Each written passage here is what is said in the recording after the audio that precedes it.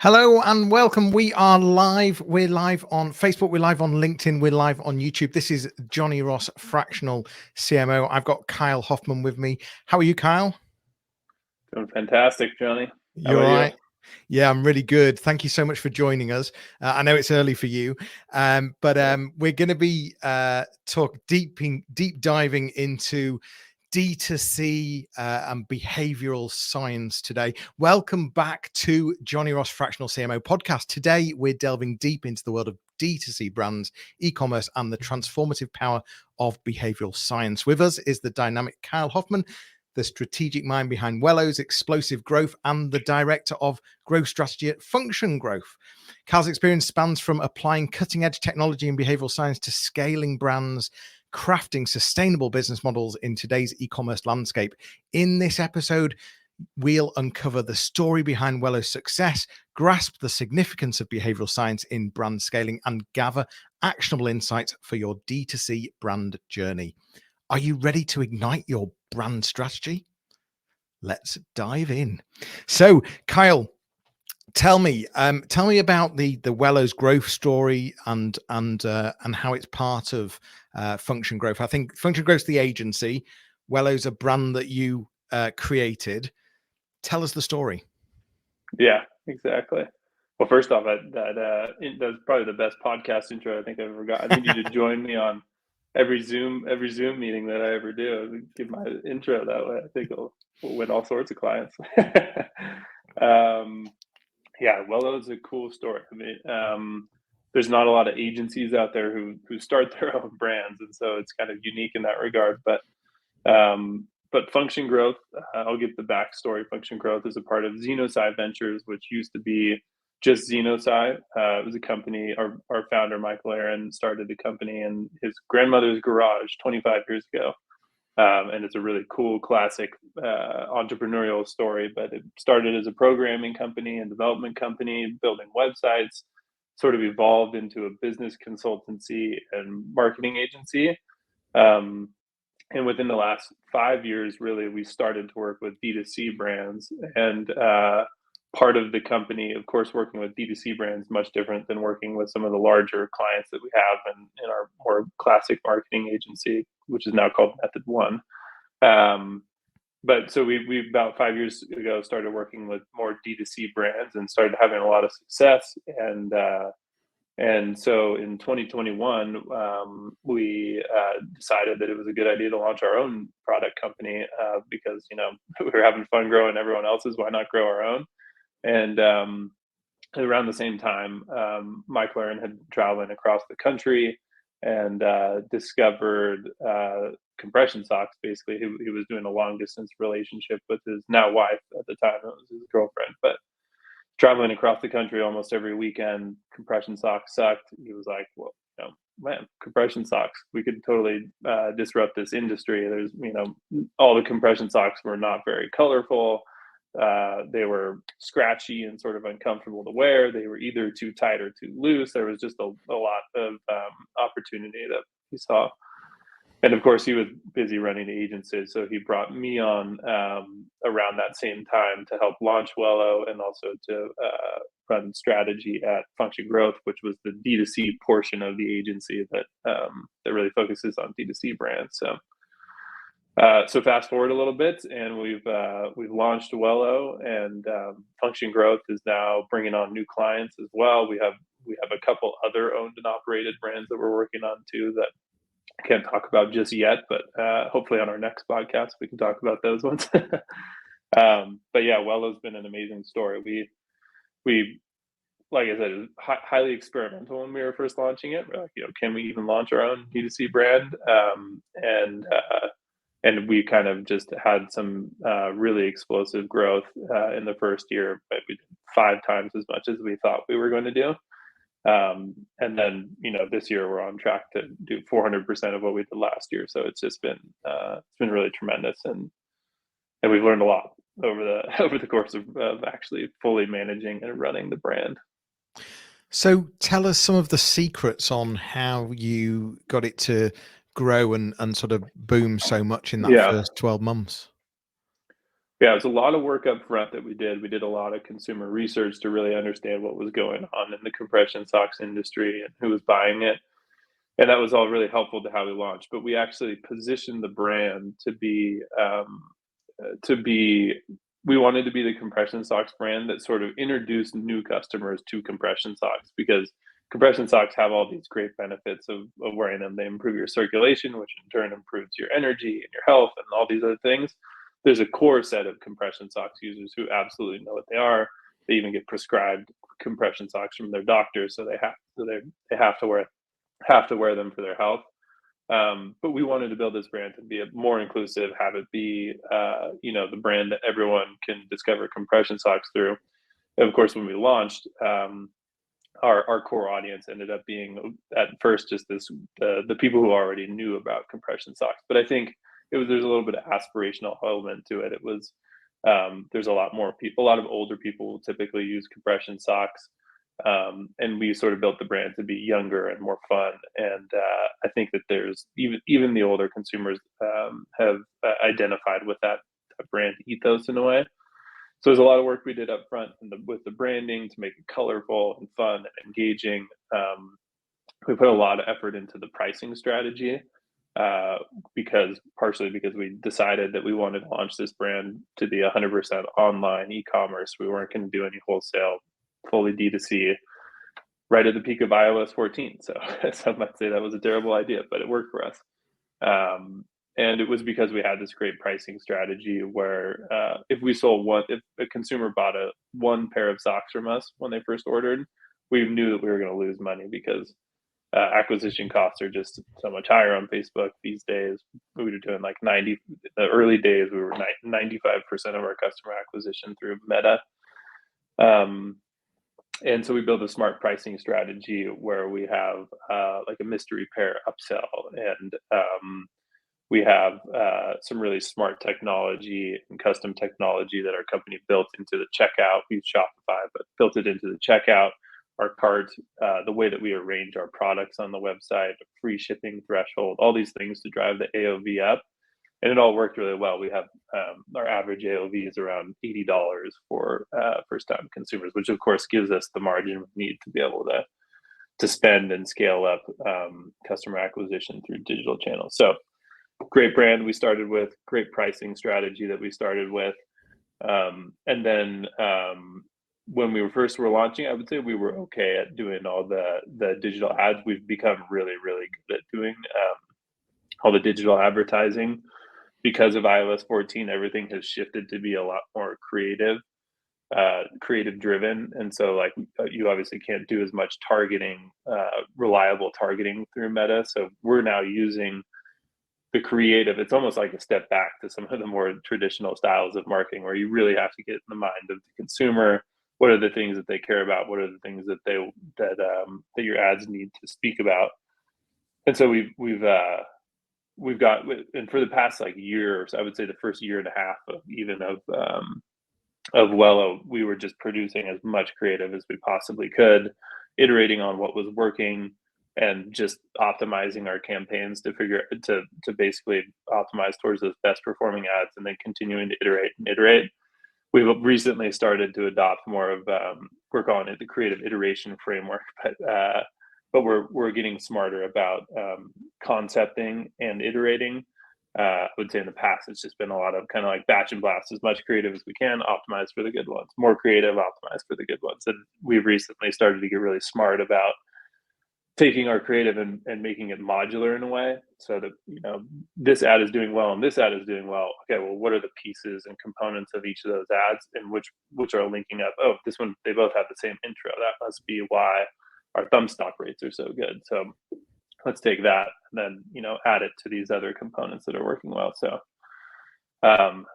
I haven't experienced too many other agencies that are doing that, or too many other brands that are thinking about it at that level of detail. But I think it's a movement I think that's the direction that a lot of companies are starting to go. So it's exciting. There's a lot of stuff going on. So in that first 12 months, I'm hearing that there was a lot of meta advertising, and that was powered heavily by regular new content, new creative. Yeah. What were you using things like Google Ads as well, or was it all through Meta? Yeah, I think we were definitely doing some Google, but it was mostly branded campaigns at the beginning, and then we launched some YouTube campaigns as well. And now YouTube has become the second biggest channel for us. Um, Now we're doing, I think now Google is probably around 70% of our ad spend. And the rest is YouTube and CTV and some Google things that we're doing as well. So we've diversified quite a bit, but still, 70% is still going to Meta. And Um, in terms of YouTube, I assume this is YouTube ads. yeah, yeah, Yeah. YouTube ads, um, and we've there's a slightly different like type of creative I think that works well on YouTube, and so we've had to do some more, I guess, some more like sort of traditional commercial style shoots that incorporate humor or some of those types of creative have worked better for us on YouTube. So it's forced us to now diversify our creative in even more ways by having that. But yeah, What what sort of length of ads do you find work well on YouTube? I think most of our ads are 30 seconds on YouTube, and that's worked well for us. Yeah. Okay. And I was expecting you to say longer actually, and then on Meta being a bit shorter, but it's interesting. It's similar. So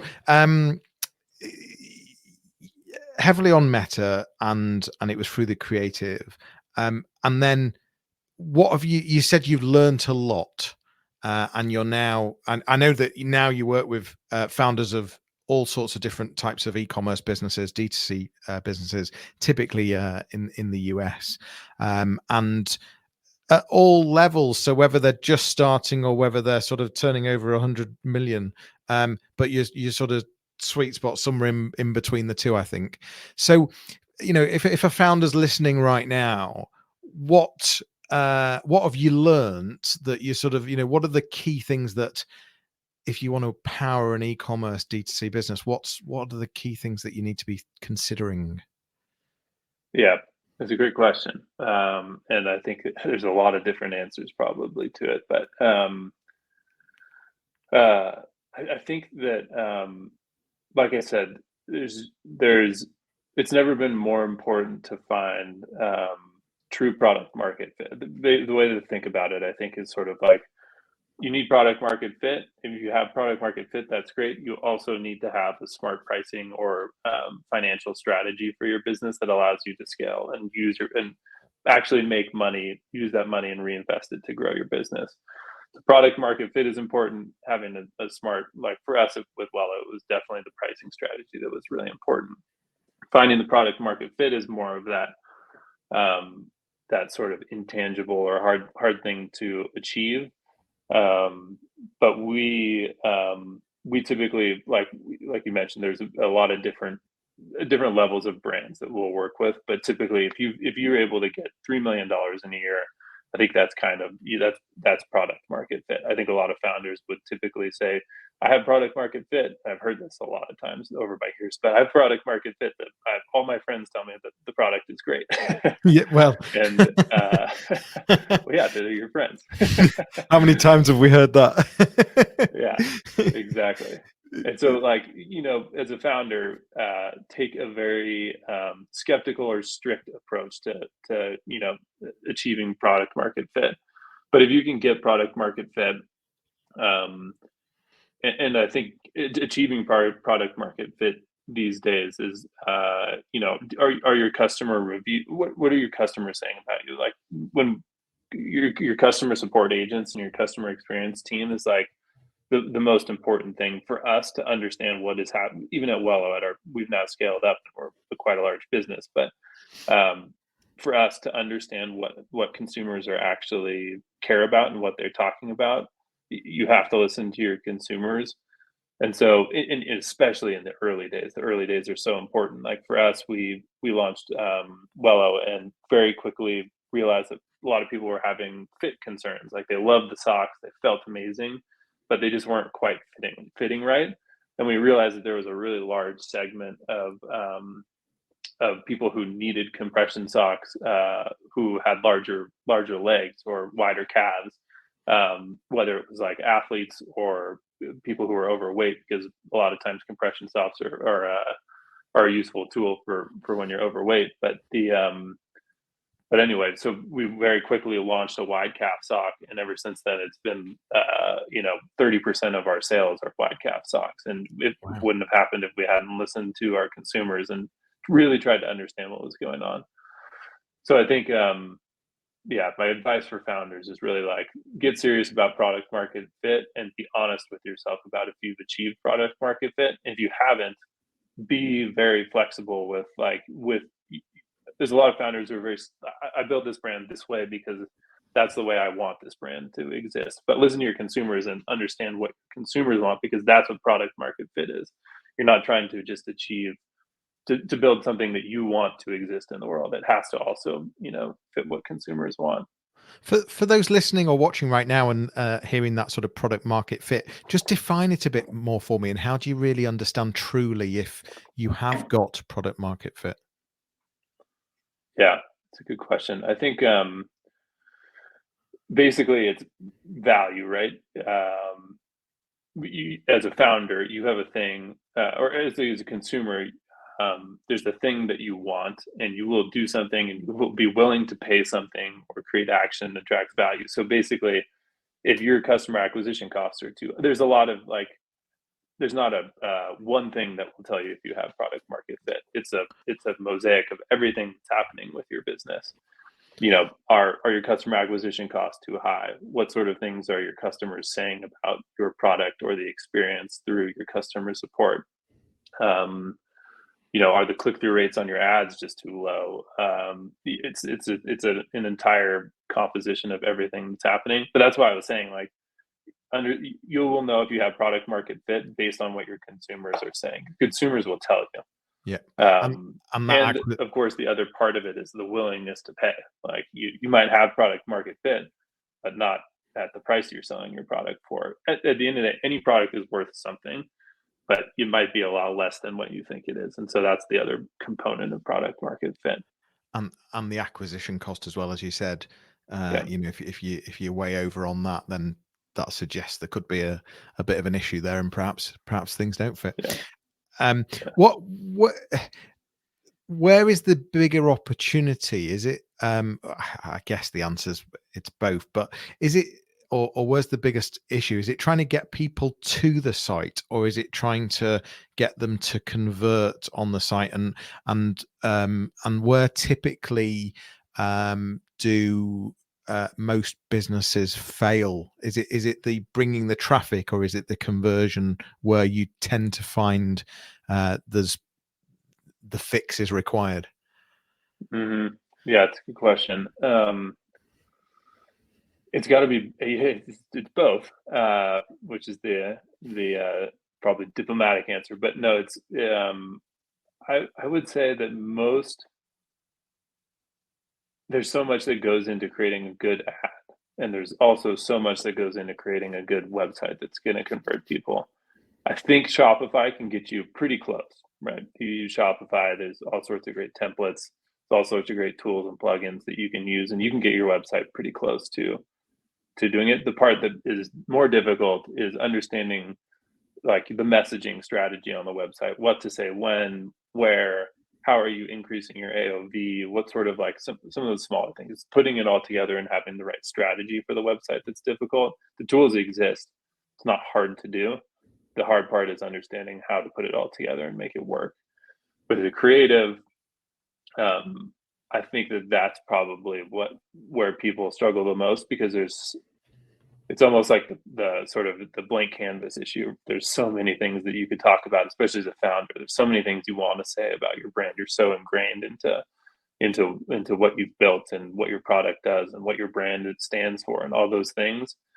And to have a team who really knows what sort of things are working and what sort of things are resonating, and to be able to pay attention and understand and read the data and do creative iterations. That part's pretty hard, and I think you need you just have to be producing a lot of content. And so for small businesses, for founders, you got to probably have to work with someone to get to the level of content that you need. But and anyway, they're both part of the equation, right?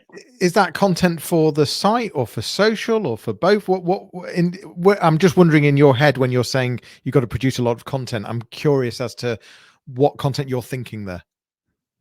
Ad content, we call it performance creative, which of course, and this is you because need a little bit of get brand creative. This is because people get bored of seeing the same thing. They want to see. They need to see it several times before they make a decision.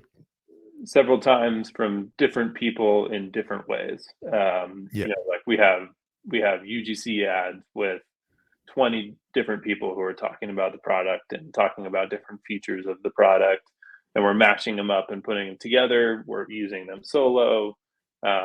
We have professional shoots that we've done where we have essentially commercials that we shot that talk about the benefits, some that are more like explainer videos, some that have humor.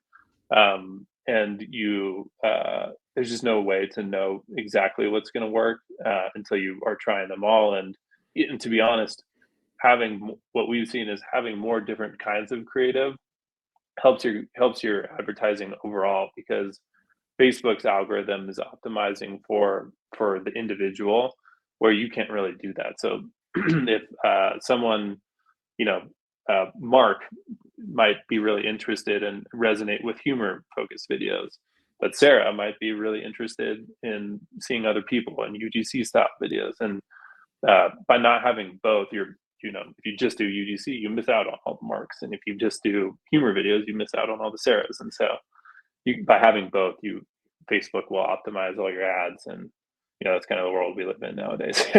To feed the machine, and the machine will work it out for you. I want to talk about behavioral. I want to talk about behavioral science and the sort of pivotal role it has in D2C brands. I know that in your group of companies, you have a CBL, which is the Consumer Behavior Lab, and I think you've got a behavioral science enthusiast as a co-founder. Is that right? Tell me more about behavioral science, and what is it? What should D2C brands be considering, and how can it help? Yeah. Behavioral science. We love to talk about behavioral science. It's the way we view it is essentially another input to guiding decision making and strategy for companies that a lot of people in the marketing world aren't necessarily consciously aware of. I think there's a lot of subconscious things. We all know that urgency is an important thing for consumers. If you give people a time limit on your promotion, you're going to get a lot of people who purchase towards the end of it. And that's something that marketers are aware of. We should do a timer, but they're not necessarily aware of why it's happening. And by understanding why, there's a lot of other applications that you can do and try and test out for your brand. I think behavioral science is essentially this pool of knowledge that you can then use to then run tests and run strategies and see how it applies in the real world. For example, with one of our brands that we work with, there's a concept in behavioral science called artificial limits, which basically states that if you tell someone that there's a maximum amount that they can buy, for instance, you're buying a product. I'll get to the use case, or the test that we ran. But basically, it says if there's a limit, then you're going to end up buying more. And so we ran this test, and we said, okay, this is great. Let's apply it. And during a promotion, we said, the maximum amount of this product that you can buy is 4. Even though most people never would buy 4 of this product. And what we saw was that, our average order value and the amount of products per cart went up like 20% compared to having none of that language. So now we know that that's something to apply to all the future promotions that we do. And so that's just one example of so many. But there's behavioral science is this amazing thing. We train everyone at Function Growth goes through a training program to learn behavioral science and all these different concepts that exist, and it just gives us so many ideas and things to play around with. And you're not starting from scratch. It's not like an idea that just comes from, I think this would be interesting to test. It's based in actual real world studies. Of course, the real world studies and human behavior is such a hard thing to nail down. There's so many different variables all the time. So we always say you can take a behavioral science concept, but you should run your own test to make sure that it applies to your product and your brand and your industry and your consumers. But it's just a fantastic resource that, not too many companies think about. So is it the idea that you take the concept and then see if it works, or is it based on a data set or customer feedback? Where does it come from? And if it is a concept, I love the sort of the maximum that you combine. I was wondering if you had any others that you can throw in, because I really like that. But I was wondering if there was any others that you could throw in. So is it the concept, or is it the or would business organizations already have some data that would inform behavior science? Probably both, right? You could approach it from both angles. There's a plethora of behavioral science studies out there that exist. I'll give a shout out to Richard Schotten, who's a part of our consumer behavior lab, but he's written 2 or 3 books on behavioral science, and each one has 25 to 30 different concepts and basically behavioral science principles in there that can be applied. But you can also take a look at your brand and behavioral science. If you know all these different concepts and you're running something that's successful, it gives you another way to step out of it for a second and think, okay, well, why did this test work? Why did this A/B? Why is this homepage variation working better than the other one that we tested? And it could be because of one of these principles. And then that gives you a way to understand it, and then something else to iterate on top of it. But yeah, there's tons. There's choice paralysis, which is the idea that consumers can be overloaded with options, and so less options that you give them, the more likely they are to change their behavior. Or social proof is one that everyone's familiar with. That's why UGC ads work so well for us for Wellow, because you see other real people in sort of real in videos that are shot to look real, and those typically resonate the best with people. Or working with why influencers work. An interesting one, really fun one, is the pratfall effect, which is essentially people's sense that if you show off your weakness as a brand, people actually view that as being more authentic. So authenticity is basically, is perceived through imperfection in a way. Can you give me a real life example of that, where a brand goes out and gives a bit of real? We did something really fun last year. We did a holiday card to our network, and we basically had one cookie on it that was we took a screenshot of a cookie, basically placed it there, and then we took a same screenshot of the same cookie, but we made it look perfect. We had like perfect circle around it, and so it looked like just the most ideal cookie. And we sent it out to all of our network the question was, if you were to pick which cookie to eat, which one would you pick? And people pick the one that is imperfect, but what's really fascinating is people think that they would pick the perfect one. You're like, oh yeah, I would pick the perfect one. But it's just like that. And the best way to use the pratfall effect is to highlight something that people might perceive as a weakness, but that actually highlights your strengths. So like the classic example is Guinness.